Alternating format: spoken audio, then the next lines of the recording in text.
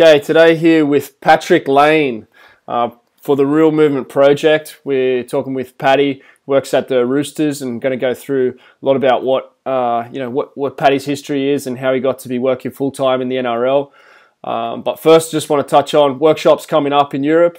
Europe tour has been awesome. Been training lots of different places. Been to 6 different countries already. Presented in France last week with Fred Marsarou, Vincent Isartel. It's been great. Off to Ireland this week. Also got to spend some time in Wakefield in the Super League there, checking out what they're up to with my dad going in there as the new head coach. So that was awesome. Events coming up in Spain and Germany as well. So there are still a few places available for those if you're around. Later in the year, we're going to be in Melbourne, Perth, Brisbane, Canberra, and maybe New Zealand as well. Sydney dates are not yet set, but yeah, looking forward to catching up with a lot of you guys at those events. Paddy Lane, thanks for coming on today. Tell the guys a little bit about your background, how you got to where you are today. My background, geez, well, I suppose I got into rugby league because I was a rugby league player myself. I first got into strength and conditioning whilst at uni. Second year of uni, they offered they had a couple of options there to do some work experience, and none of them were half exciting, so I decided to go out on my own and find my own placement, I suppose. And the first place I called were the North Sydney Bears, and I got in straight away with them doing just helping out their SG ball. Yep. The under 18s. I didn't even know at that stage if I even wanted to be a strength and conditioning coach, or I didn't even know if that was like a career option doing exercise science. I always just assumed that I'd going to do Master of Physio or something like that. So I did that was 2012. Yep. Still thinking I'd do physio. I really I had the goal as soon as I was in SG ball, I wanted to use New South Wales Cup. So I was able to do that the next year. During my last year at uni, still thinking that I was going to just become a physio because I still didn't even look at strength and conditioning as a career. Do you think that was because of the way they framed it there, or do you think that was because you really wanted to do physio, or like, why do you think you weren't thinking about a career in performance?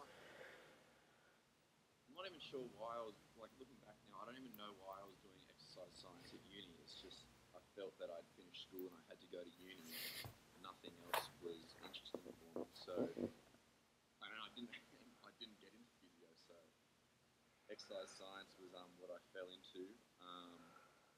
Yeah, and I suppose I just always saw it as like a degree that didn't really lead to anything. Like I saw people do it and then come out and go into the fitness first as a personal trainer, sort of glorified personal trainer with a degree, but I still saw it as something that you did and then you went on and did something else, a master's or either that physio or exercise physiology. Yeah. Yep. So you got that work experience with the Bears.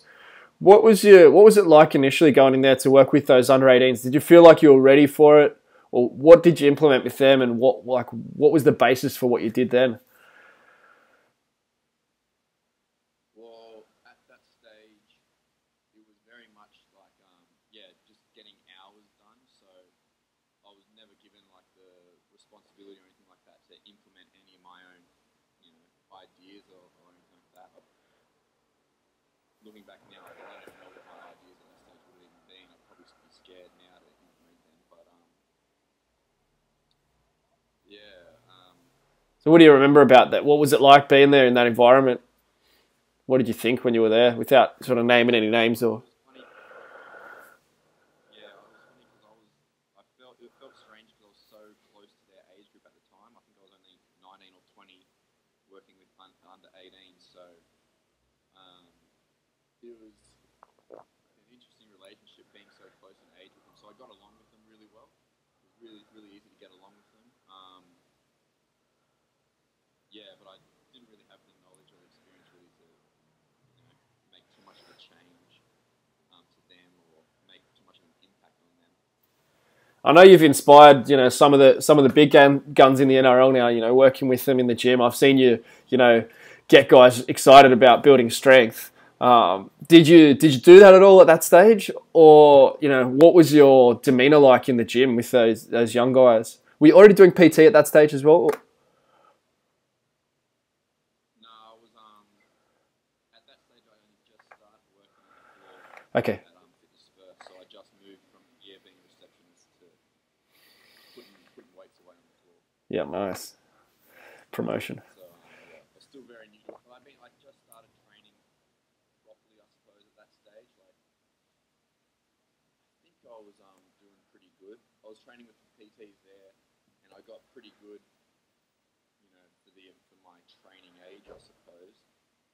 So I did feel as though, like, if these kids do listen to me, like, I've only been doing this for a short while, but I thought I was doing pretty well. So I did feel like I could help them. Yeah. But yeah, like, my confidence at that stage, my first time in a team, first time actually coaching people, didn't really have the confidence to go too far out of my way to help. Yeah. So what was your own training like around that stage? Were you still playing? Yeah, I was still playing. I was playing under 19s. Actually, sorry, 2012, I started playing reserve grade. So the Christmas 2011, 2012, just before then, I think, actually. Yes, straight after I played 19s in 2011, after that season finished, I started training with a PT at Fitness First. His name was Sebastian Oreb, who's now very famous on Instagram. And I started training with him, and we were training in a very Charles Poliquin-esque style.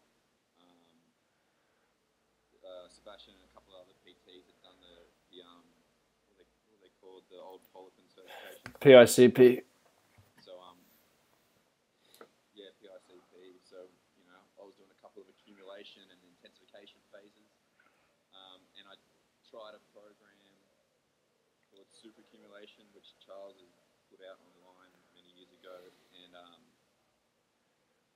think I got a 180 squat at like 19 years old, and that sort of set me up.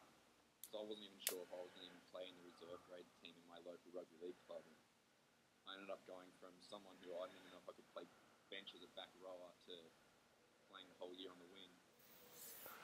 And it wasn't because it was like a position that needed to be filled. It was because I was a lot stronger, and a lot faster than I ever had been. Speed machine. Yeah, so that gave you a bit of belief. Yeah, Red Rocket gave you a bit of belief that strength and conditioning can actually make an impact, which is a really good foundation to have. I think too many people who work in strength and conditioning don't really understand that strength and conditioning can completely change someone's career, whether it's a sport where it's really about fast rate of force production like soccer or basketball, or even more so when you get some contact and some slower force production like in rugby league. That that belief and that knowledge that you can really change someone's path by getting strength and conditioning right, and especially getting them stronger, is something that I think we need to have as a deep foundation. It's good that you got that first-hand experience of like, shit, I don't know if I'm going to make this team, get stronger, and then become an important member of it. I had that same experience, and I think it's really a shame for any strength coaches who haven't had that experience of really transforming themselves and seeing that it can transfer to being successful in sport where you might have otherwise been a failure. If we can have that, then we can have so much more to give. So when did you feel like you started to actually have more to give and feel like you wanted to help guys to sort of have that experience that you had? Because you hadn't had that experience, I guess, still at that stage. Yeah, it probably wasn't until I started working in New South Wales Pub where it took a while to sort of earn the players' trust, I suppose. Like, get through that, because I was still only about 19 or 20 at that stage when I started working in New South Wales Pub. So to get through that stage where I was the classic intern, all the boys having a little dig all the time and making fun of the intern. Once I sort of gained their trust and realised that these guys, or certain players will listen to what I got to say, that really helped my confidence, and I knew that, as well as there was a good program happening at the team at that stage, I did feel I could still add to that program. Yep. And I knew that there was players that they wanted to listen to. So that was the feeder club for Souths at that stage, right? Souths NRL. Yeah. And you got a chance there at some stage where the head of performance took a little break, and you There was a stage, so the guy that was the strength and conditioning coach, he went away on his honeymoon mid-season. I can't remember now how many weeks. It was a couple of weeks, right? And so he left me the program for the month or whatever it was. So I never had to do any thinking for myself, but just the constant delivery and sort of my interpretation, because it was all of a sudden every session it was my session, well, not really, but yeah, the environment was dictated by myself. So that was really important for me. I think that those couple of weeks there really formative for me. Yeah. And people don't think that maybe the program is the dictating factor. I've also been in that situation. The program was dictated by Steve Nance. I was an assistant strength and conditioning coach, and then there was Sean Tagg, who was the head of strength and conditioning while I worked at the London Broncos. And Steve Nance, had the highest standing. He's a coach who's done a lot, based out of Brisbane, and he was over there working with Fulham, soccer club, who are in the Premier League. He was writing the programs, but the implementation is such a massive part of whether a program will be successful that, even with that, I felt like there was a huge responsibility on us. And if the program failed, it would be more about us than about Steve. So I guess that being in that divided situation where you didn't have to write the program, but you had to make sure it was successful, or, you were in control of a few sessions. I think that's good to help you to realize, just how important that role is as a coach, not just as an academic who can write something on paper, I guess. Yeah, exactly. So next, what happened next after that? Well, during that time, I can't remember whether it was whilst I was on my own at the Bears or not, but midway through that year, I came to your course after discovering you on Google. I found your old Keegan SH blog. Actually, that was probably wasn't until I found your blog that I thought that proper careers in strength and conditioning and professional sport actually existed. And it was if this guy can do it, I can do it. I can do it on my ear. I believe that someone working in the NRL had done their PICP certifications and all that, like all these things that the top PTs that were in my sort of circle had done. Yep. I couldn't believe that someone in that environment had also done those, and was heavily influenced by the same people that I was heavily influenced by. I don't know why now, but at the time I couldn't believe that it was happening. So I came to your course, and it probably wasn't until I'd done that I knew, as soon as I finished uni, I want to walk into a position of some sort in professional sport. Yeah, cool. So that was the Strength Essentials course that was presenting together with Corey Bocking. We had some great people come to some of those courses, great trainers from Sydney and Brisbane. It's always exciting bringing people together for them. Those first couple of courses that I delivered, I was super nervous as well. I hadn't really presented, but I wanted to give as much as I could. And I think it was it the first one that you came to? I think it was. Yeah. Yeah, you've made most of them since then, which is good. Now you're starting to present with them, and you've been presenting with Corey, and you're making that progression for yourself as well. But yeah, I guess that was then where we had some contact, and when it came time to look for someone to work, because in that first year at the Roosters, I came in really late. I actually started a week or two after the players had started back for the 2013 season, and I went in as a demolition man, really, just went in full force and tried to change everything as much as I could, because I felt like what they'd done hadn't worked that well on the physical side. 2014 was a bit of a different situation. We'd won the competition, and I knew that the structure that we had for 2013 wasn't the ideal structure, especially for the juniors. I didn't even worry about the under 16s and under 18s during 2013. I tried to, thought about it a few times, and I met the guys who were doing strength and conditioning at that level, but I knew that they hadn't been, they didn't value strength to the level that I did, and eventually that we did in 2014. So I was looking for people who could have an impact on the 16s and 18s, and also have an impact on me and have an impact on the NRL program. People who would, inspire the whole program to go forward. So I looked for two guys, to work as interns, and you were definitely one of the first ones that came to mind. I remember you coming in your suit, and being very, very impressive. You made a good impression though straight away, and that showed how serious you were about doing a really good job. And we built a pretty good team there on the physical performance side. There was one hiring that didn't work out too well, and two that worked out well. So that's pretty good. They say in human resources that if you get 50% of your hirings right, then you're doing pretty well. So we got probably 66% with Sam Kennedy working out really well. And we built a good unit there for physical performance. I had a bit of a broken year, but once we were full time together from sort of June onwards, the team did really well, and you guys really flourished, I think, in those roles. So I want to talk a bit about what you guys did, and how it felt from your side of things. I sort of know my version of it, but what was it like for you coming into work at the Roosters, working for a fairly young strength coach? Is probably a bit cocky. What did you feel like coming in there to start working with us? Incredibly overwhelming. Probably the first couple of months. I probably can't remember too much about the first pre-season actually. Just I remember my first day at the club was the afternoon after my last exam at uni. I remember that pretty well. I can't it wasn't probably until we'd started the season that I felt that I was starting to.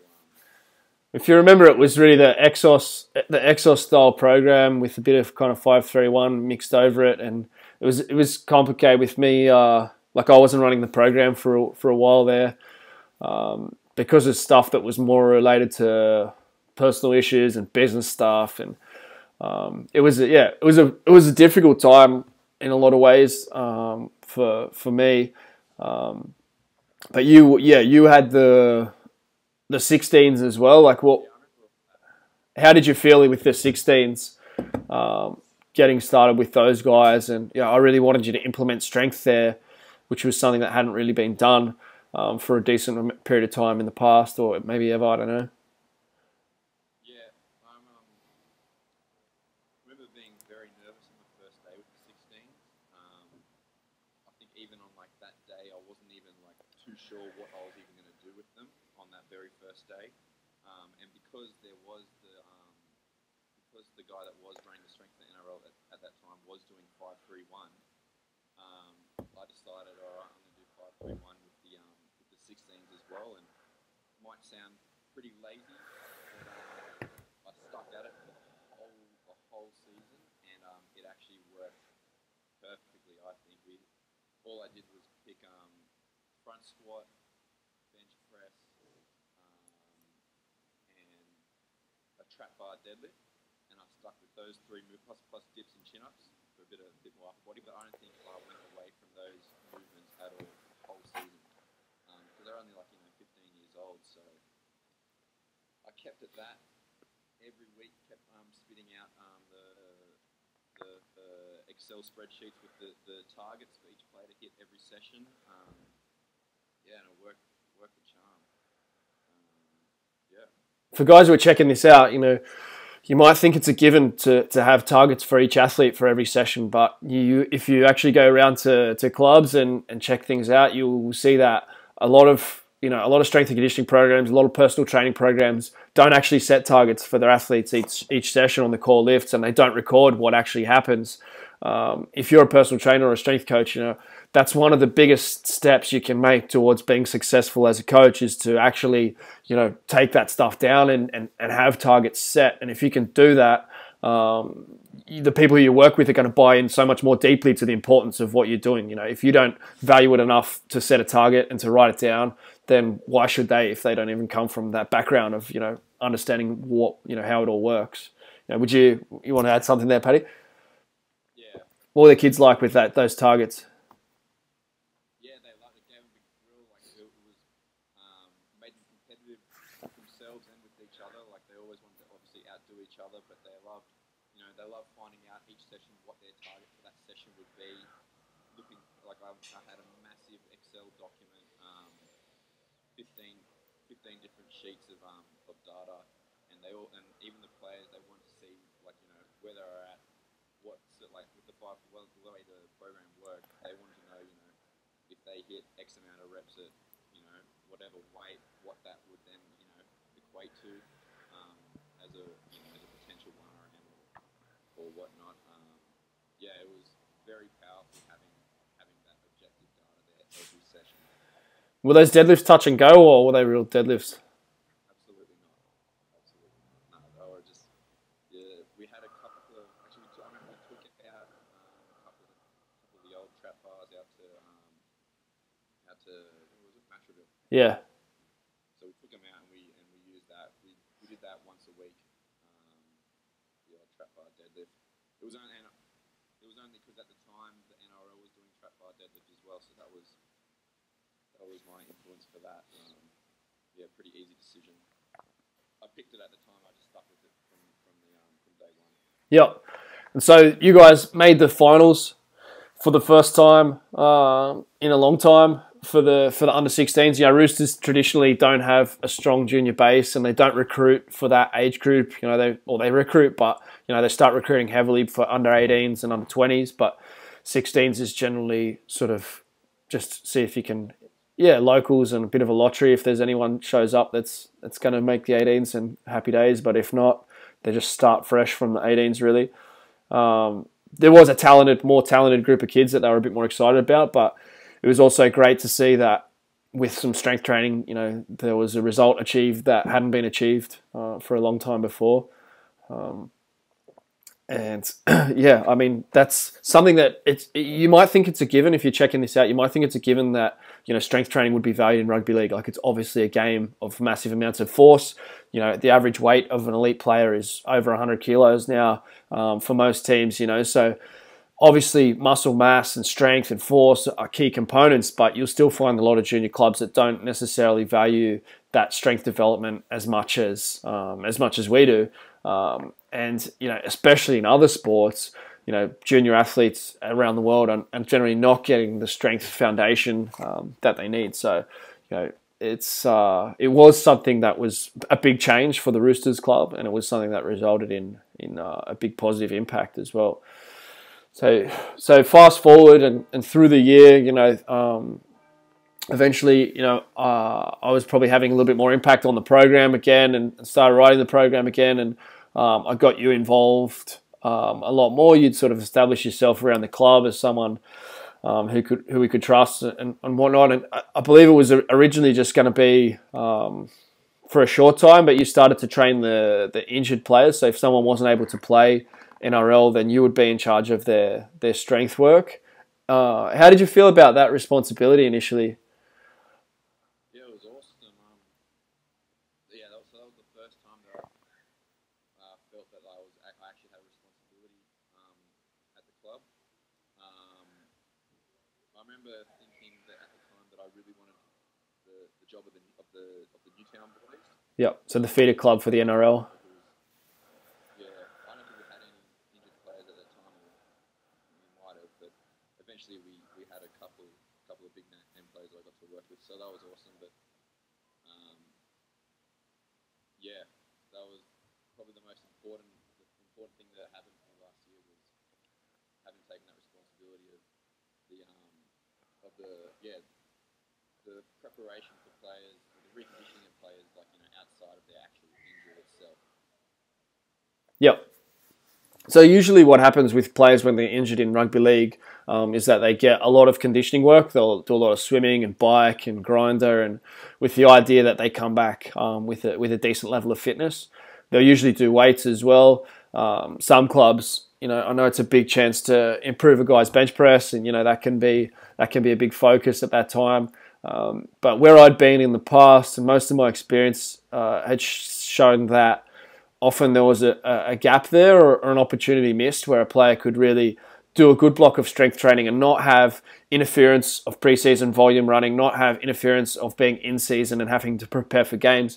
It actually becomes the best opportunity to develop strength and power that you ever get with a player, barring them coming to work with you pre-season, which doesn't really happen that much yet in rugby league. It may happen if the Players Association gets more power and players have to stay away from clubs a bit longer, but for the most part, that opportunity is the best opportunity, and it's one that sometimes gets missed. What did you think about the actually getting that training done during those times, going into those sessions compared to going into other sessions in pre-season or with players who were going to play games? Yeah, I saw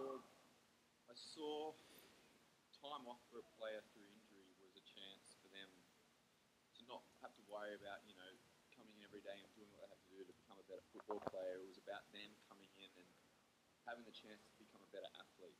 So, and for me, it was a chance for me to really develop some good rapport with, individual players in a one-on-one setting. So, even something like, the relationship, some of my best relationships still at the Roosters are with players that I worked with one-on-one last year. So yeah, that was massive. Very cool. So talk to us about, what your influences are. You had your time with Seb Oreb, aka Australian strength coach. You had some time sort of checking out, I guess, through Strength Essentials. You were sort of looking at Westside barbell type protocols is what I was talking a lot about there, with having one or two key lifts and some assistance work. What are your influences on what are you doing with strength training at the moment, and what influences have you had there? Well, I still, even though I've only done the one course with him, I still think Charles Poliquin is probably my biggest influence. Anything that's out there written by him on like strength and power development for athletes. I read and I always I take in. Other than that, definitely I've never really been interested in myself, training deeply like the Westside method, but I do see how the Westside method influences the way we do things at the Roosters, like especially during pre-season. We wouldn't call it like max effort day and dynamic effort days, but the first half of the week is always focused on strength, and then the back end of the week, early on it might be hypertrophy, but then definitely later on comes power. So you might think of that as your speed day and whatnot. So I definitely think Louis Simmons is still definitely a big influence for the way I think. I like Dan John. Dan John's very simple. Dan John and Mike Russo, they're both very simple. I love reading and rereading really simple articles about about having small exercise selection that's small and nailing those key movements. So I really like those two guys. Dan Baker? Absolutely. Love Dan. I love Dan. I'm very interested in his work.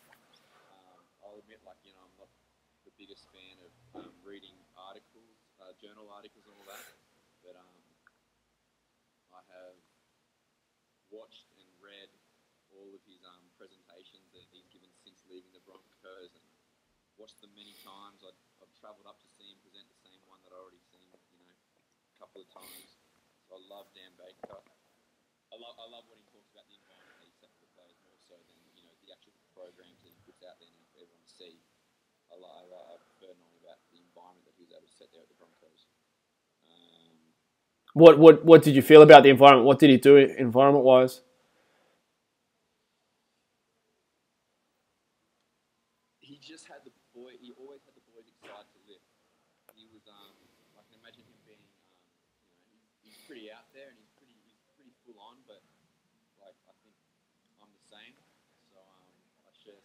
Yeah, it's a perfect role model.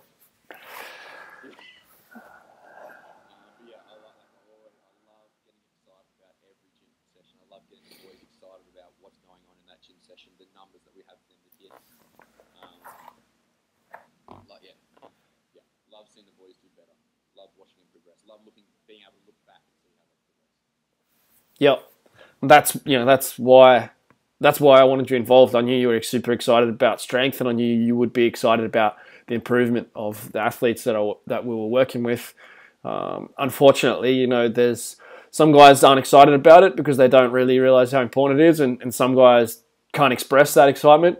So there were two things that you were able to do that made it really exciting to work with you. And it was interesting having Sammy Kennedy there as well. Sammy has a very different style. He's more introverted. He's pretty quiet. He's what did he clean the other day? 172, 175. Yeah. So like super, super strong. And he was able to lead by example with that and have numbers that sort of blow everyone away in the gym, and his vertical jump on his squat. But also, got better and better at his delivery. And it was cool to see both of you guys progress and get a lot more confident in what you were doing. And, Sammy got great results. I don't know if I'll end up doing a podcast with Sammy because it's maybe not his thing. Maybe he will as well. But, he got some great results. Yeah, you can talk him into it. He got some great results, working with the Newtown Jets. And again, we worked with some really simple programming there. We had, 1 or 2, 3 core lifts and some assistance work. We got some time control on what we're doing. We got, we get a group environment where there was some, guys looking at other guys while the training was going on. And, he was able to produce some really good results in a group that can be difficult socially to manage as well, because ultimately everyone who's in New South Wales Cup or the feeder teams for the NRL wants to be in the NRL, so they're one step away from where they really want to be, and they realise that if they don't make that step, then they're probably going to go and look for a job doing something else, which is probably a lot different to rugby league, because there's not too much money to be made at that next tier level. They really need to get themselves into that NRL team to be able to make themselves, career football players, rugby league players. Talk to us about what you saw with those fringe guys and how you feel like that jump can be made.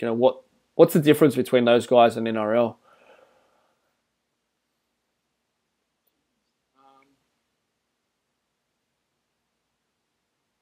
In terms of working with them.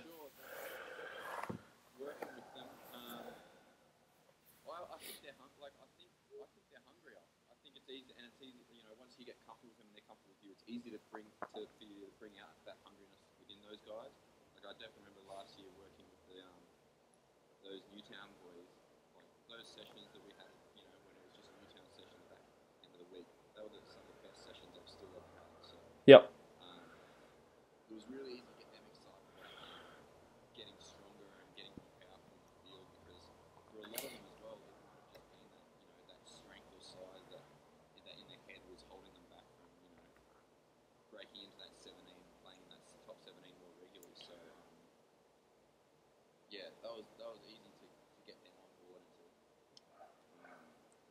to get them excited about strength training. Yeah, and I guess those sessions, especially after Newtown had been eliminated from the finals and the NRL team was still trying to make its way to the grand final. Some of those sessions, they were still training even though their season was finished, and a lot of them was really unlikely that they were going to actually play during a semi-final or preliminary final.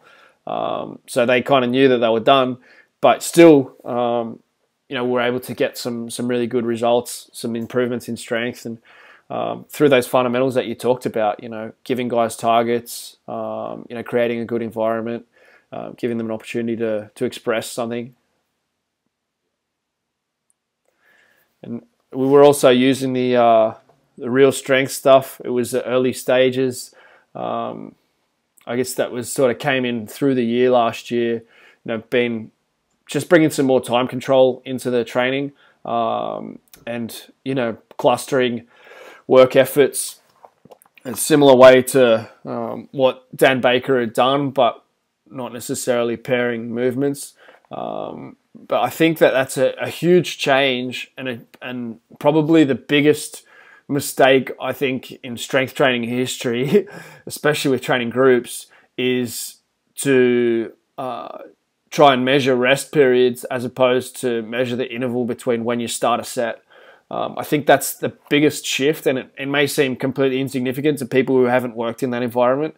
But I feel like it's a monumental shift and something that Dan Baker realized before CrossFit kind of made it the norm for CrossFit. What do you think about that with rest periods, having worked in PT and then in the team environment? Yeah, well, I remember when I was training myself when I was younger back at Fitness First. Always stuck to the whole, if it was a 5x5 on the squat, I was taking the 3 or 4 minutes rest. So I remember, some protocols, I was taking 6, 7, 8 minutes rest between real intense sets. And I remember at that time thinking, this is normal. This is what Charles says to do. Yep. And then, obviously, experiencing working within a team setting, we've only got maybe a 45, maybe if we're lucky, 60-minute session in season. And pre-season too, there's always time restrictions. You got 4 groups to come through the gym, plus they got wrestle, plus they got massage, plus they got video, plus they got field sessions. People think that you have unlimited time with athletes in a team environment, but it's far from it once the training starts. Yeah. So, and Dan Baker always alludes to it that you don't always have to follow what the textbooks or what the journal articles say about optimal rest period. I definitely saw that you can repeat pretty decent near maximum efforts within 1 or 2 minutes of themselves. And when you think about it on the field, they're gonna have to make back-to-back maximum efforts on the field all the time. I've got over 80 minutes, so yeah, it's not too much to ask or think that players can perform intense efforts. On the clock. Yeah. So my first experience with it was probably doing cluster sets from Charles Poliquin, where it was 10 to 15 seconds between reps, working from about 85% intensity, single reps, and then cycling that up. I saw good results, and I actually really enjoyed that style of training. There were long rest periods in between those fives. We did some of that at the Catalan Dragons, and really. You created good sessions with it. It's just probably logistically hard to run those clusters with bigger groups. That's what I found, that it ran really well as in a group environment, to run with the real strength kind of sets. What are you now that you've sort of been through that kind of phase of doing that kind of work? How are you now in terms of using the clock? Does the clock still play a role in the training that you're doing, or have you moved away from that a bit this year, or where are you at? I've been in charge of the academy program at the Roosters this year, and we just were on a little school holiday break at the moment because it coincides with school. But we did probably an 8-week block the past 2 months, and everything we did was following the dense strength method. And the reason I went with that was because I felt at their age that the adaptations I want to impose upon them are going to be predominantly neural. Even though they're all all the boys, they age from about 15 to some of them 18 15 to 18 years old. So they all think they're all worried about getting bigger. So they all want to play the SG4 next year or under 20s next year. So they all think they need to get bigger. But in my eyes, I think they've got to get that sort of neural adaptation first and learn the movement and master the movement. But the beauty of using the dense strength method is that in one session, I know that if we're going to squat that session, they're going to get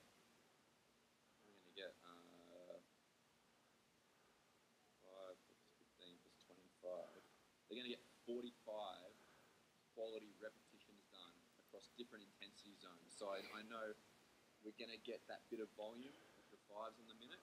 Yep. They're going to get that sort of medium intensity. So, the bar speed's still pretty fast for our age. Like, that whole, like, that extrapolation graph, like, reps to failure to 1 RM, like, I don't really know if it, works for guys with that sort of low training age. So they're still getting some, pretty intense efforts in, but the bar speed's still moving fast. And then they're getting 5 real, heavy relative to them, heavy reps in every session. So that's why I like it. It's really, I'm hammering that movement. They're feeling some decent load, but they're also getting some decent volume in at the same time. So I feel like it's been working perfect for academy players. So yeah, have you been running it that way, like 5-3-1, like 5s and then 3s and then 1s? Yeah, you're right. I used it mostly with Sonny and Remy. Initially, when I started using it with NRL guys, I used mostly like 3s for speed first, then 1s, and then 5s for volume after it. But I guess with the young kids, with their lack of ability to recruit and not being as concerned about their top end strength, it makes sense to run it that way. Khan Porter, that was the Khan Porter session that Sammy Kennedy did as well. Khan Porter's going to came first in the region for CrossFit.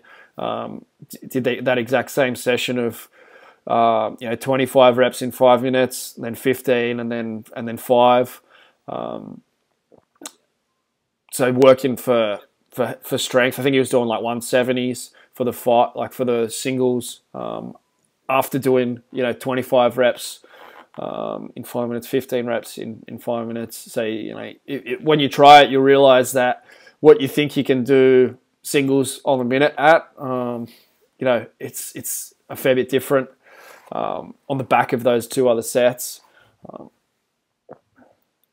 But yeah, that's definitely a different stimulus, but for Khan and Sammy compared to these boys. Like these boys in their first session, most of them, the majority of them, there's about 20 kids that I got, and the majority of them, they were doing probably 60 kilos for their 5 singles on the back squat. Yeah. They were able to do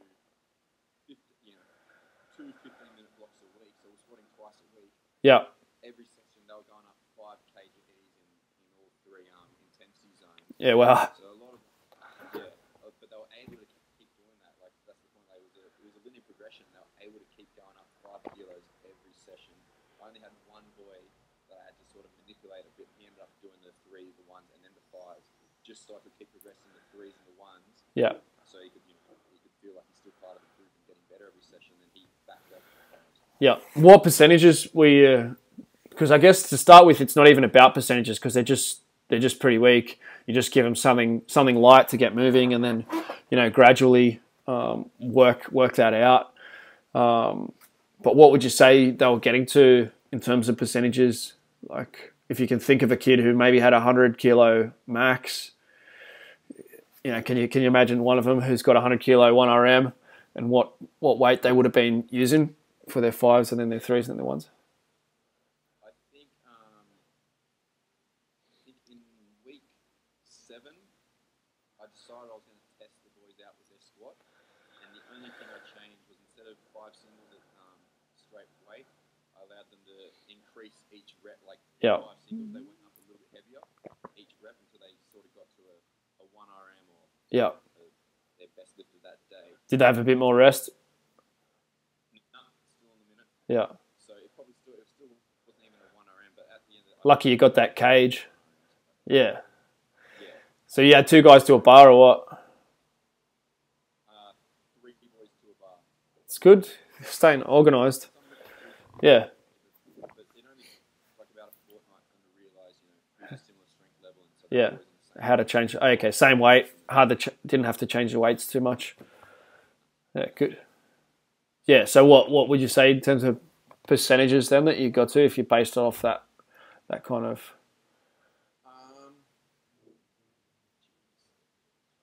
Well, I think if it's for a trained individual, you do the 5s off 80%, don't you? The No. singles off 80%. Yeah, that's where you generally start cycles would be like, so if you're doing 5-3-1, it'd be 60, 70, 80, because they're not true. It's not a 5RM, 3RM, 1RM. It's a cluster that you have to consider the last set on with the fatigue of the previous 4 sets accumulating. But would you say they could probably get to about 90, maybe 92% of their 1RM if they were trained to get that 5 singles up? Yeah, I did it with my front squat. I had like a 120 max front squat. Started the cycle at 100, and I got to 125. So I got to 102% of my previous max for 5 singles. I did a 10-second front squat at that gym in Coogee, that CrossFit in Coogee, on the 5th rep. It was super slow, so probably 120 or 122 would have been a good finishing point for that cycle. But yeah, like the cycles that we've got there are like 4-week or 8-week cycles, and you can expect, I'm over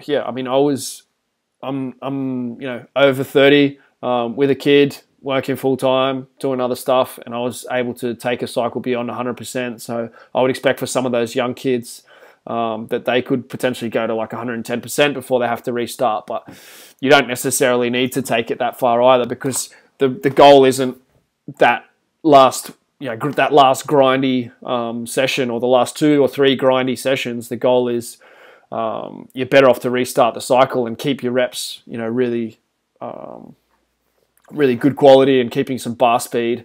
And it doesn't actually matter about that test set, because ultimately the test has a role to play for reinforcing that what you're doing works and that sort of thing. But we're doing it to make them better on the field. So it doesn't, as you're saying, like that the number is arbitrary. The performance improvement is important, and if you can show that that's transferring to counter movement jump improvements, then you know that their relative power is increasing. And that was the foundation of what we did at the Roosters and the Dragons, and Tigers also are really working hard on that relative power and seeing some big increases, and that's a big part of what we do. Like, were you counter moving jumping them as well, or doing power testing at all? Or? No, not the academy kids. Why not? We just kept it basic. Yeah. Yeah. It's a shame you didn't get that, because I'm sure you would have seen a big improvement in there. I guess you kind of know, just because you've seen it happen enough, that you saw it with Jennings. When you got his squat improving, it made a big difference on his vertical jump test. So if it's going to work with Jennings, a guy who's already fast and explosive with a decent squat, then it's obviously going to work even more so with those young kids. But yeah, following your Poliquin doctrine, you should really have at least 1 or 2 power tests there that you're implementing with those kids as well. That's wouldn't happen on my watch. I'll start Well, you got the jump, you got the power. You did power testing last year with the 16s, didn't you? I remember Sammy taking the mat. I think you took the mat as well. Yeah, it was a bit of a different thing logistically, because you're going off site with it, but it is good to have those numbers there. And that's probably one of the biggest messages from Dan Baker, isn't it? Like, he valued his numbers. The studies that he put out weren't necessarily, like, it's all a bit cryptic when it's in the scientific speak, and you don't get as much of the juice or the details, I don't think, from the journal articles about strength. Like, you really need to be in the environment and see how it's coached, and really listen to the coach talk about what they implement, and maybe the athletes about how they felt with it, to understand, why it worked the way it worked. There were a couple of videos up, a couple of years back of inside Dan Baker sessions where, the players were basically tearing the gym apart while they were going for new 1RM, records, and that came down. It was only online for a little while, but I think if he'd have done a freaking study about that would have been super interesting, like the decibels and the energy created by having a room full of NRL players screaming at you while you try to create a club record. That for me is more interesting than stuff about percentages and whatever. Like, that's the golden stuff. So you got to think about that perspective as well. Like, the numbers are good, but then the social environment behind the numbers are also going to be really important. that's what that's what I love about you, Paddy. You work hard on that environment as well. So it's good to see you getting some results and going further along in your career. Where do you want to go next, and what do you sort of see your own professional development? Where's that going to come from? I want to.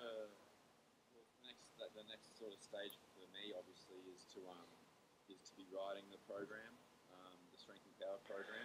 So that's what I'm looking to do. That's where I'm looking to go next. At an NRL level.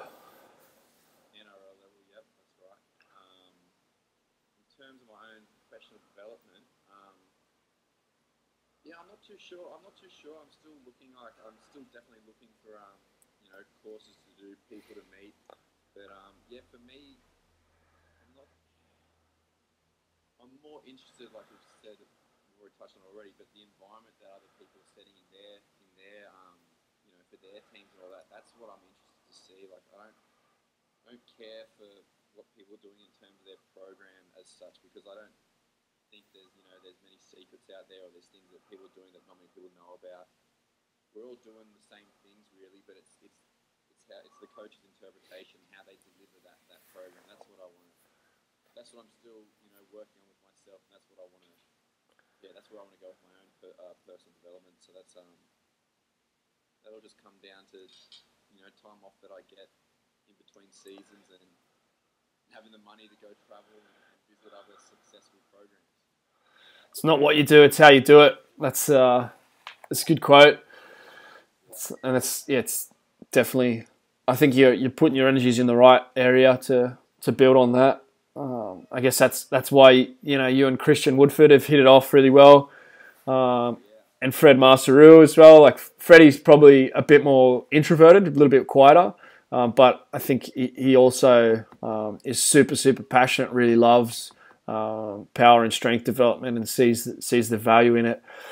You should. I think a great place for you to go would be Adrenaline with Lisandro Araneda. He's French speaking Chilean, from Spanish speaking background in Quebec, where all the best strength coaches come from. You're gonna have to learn French at some stage as well, Paddy. But yeah, like he's really, I think the guy that I first saw really excited about strength and power development, and I watched his videos over and over again before going into France. And yeah, like for me as a bit of a quieter guy as well, naturally, it took a lot for me to start being, more extroverted in sessions, and that influence from him and from you, part of, me being able to have a bit more voice in a group environment. And, I know that helped me to get better results, with guys as well. So, thanks for all the influence that you've had on me, and, all the, Real Movement community guys have really enjoyed when you've shared what you do with strength development, and really looking forward to seeing you progress and hopefully play a part in helping you to get to that next level and continue to develop as a coach and as a person. So it's been great working with you, and I appreciate you taking some time this morning to share your story, share some of the details about what's worked for you. If people want to get in touch with you or have a bit more contact with you, what's the best way for them to do that? Probably the best way is just to add me as a friend on Facebook and send me direct messages. That's the easiest way to get in contact with me, I think. And how are you going to differentiate them from all the screaming fans?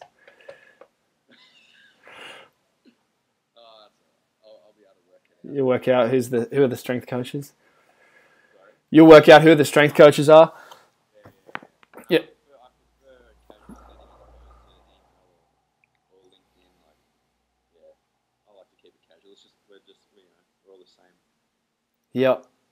So how tell us a little bit about, just to finish up, your time on Instagram. How's that going? Are you still getting your 20 hours a week? Instagram's pretty non-existent at the moment. I haven't been posting too regularly.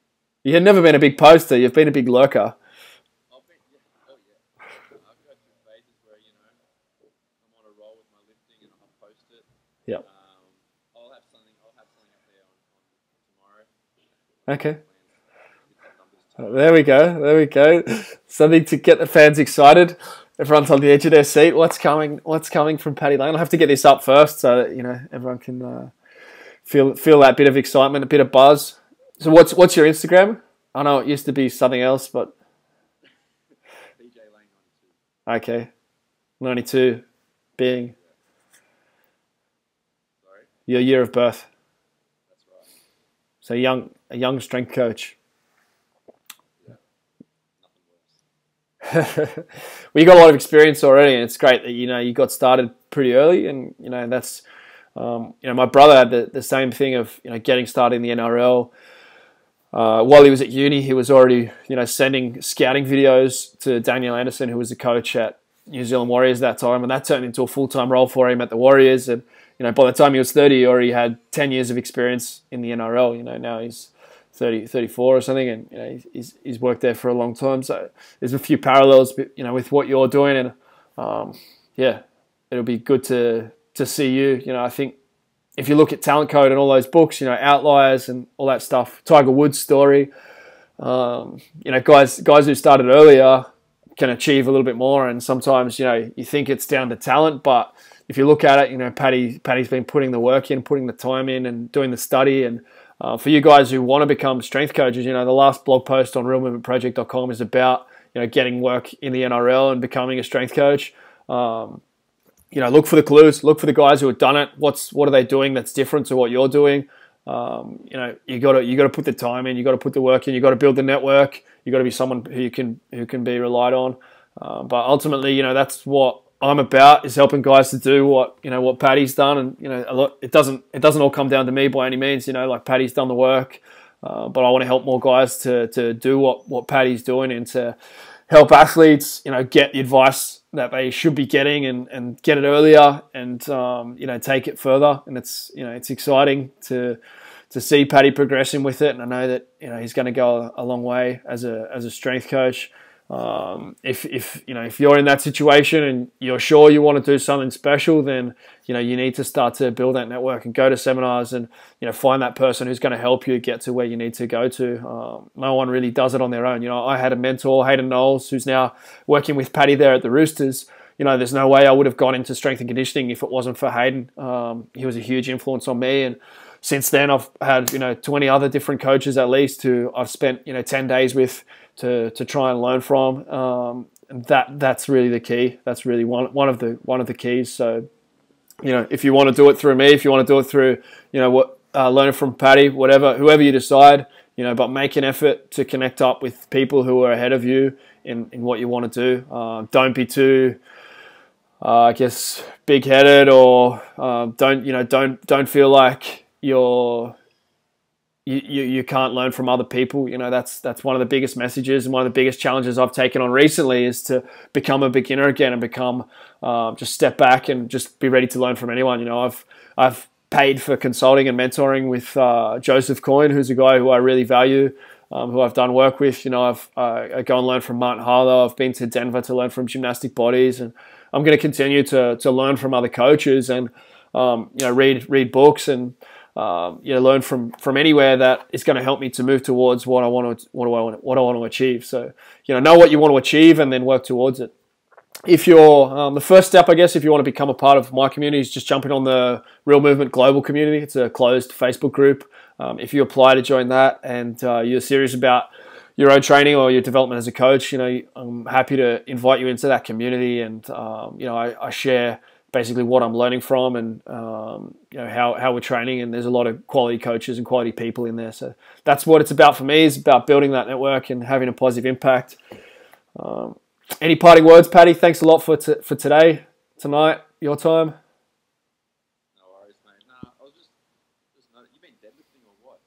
Traps like rock. I got to get some deadlifts done. Actually, that's my big goal for this year: 220 deadlift and one pull up, one arm chin up, and I still haven't hit either of those goals yet. So always work to be done. All right, I'll be looking out for your big lift tomorrow. Say hi to everyone at the Roosters for me, especially Sammy. and Travo and Hayden and Walksy and Robbo. And yeah, I'll talk to you soon. All right. Cheers, buds. See ya.